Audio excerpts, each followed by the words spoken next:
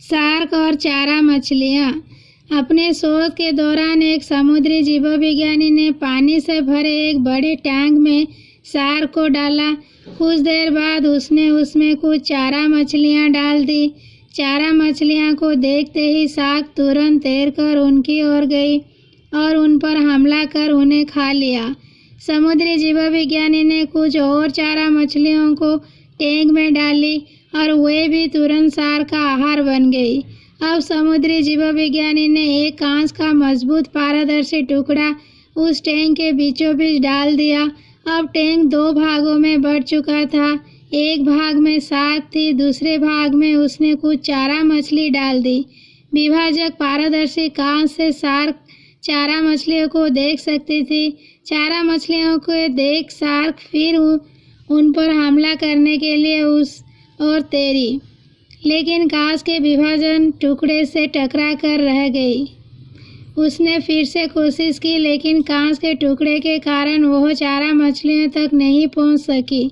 Shark ने दर्जनों बार पूरी आक्रामकता के साथ चारा मछलियों पर हमला करने की कोशिश की, लेकिन बीच में कांच का टुकड़ा आ जाने के कारण वह असफल रही। कई दिनों तक शार्क उन कांच के विभाजक के पार जाने का प्रयास करती रही, लेकिन सफल न हो सकी।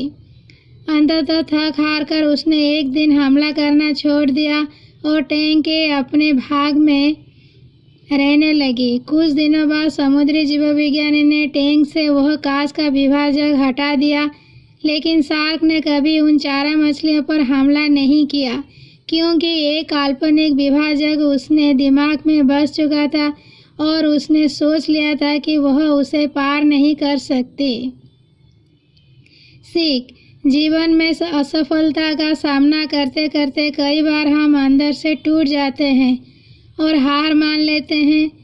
हम सोच लेते हैं कि अब चाहे कितनी भी कोशिश कर ले, सफलता हासिल करना नामुमकिन है, और उसके बाद हम कभी कोशिश ही नहीं करते, जबकि सफलता प्राप्ति के लिए अनवरत प्रयास आवश्यक है। परिस्थितियाँ बदलती रहती है, इसीलिए अतीत की असफलता को दिमाग पर हावी ना होने दें और पूरी लगन से फिर मेहनत करें। सफलता आपके कदम चूमेगी।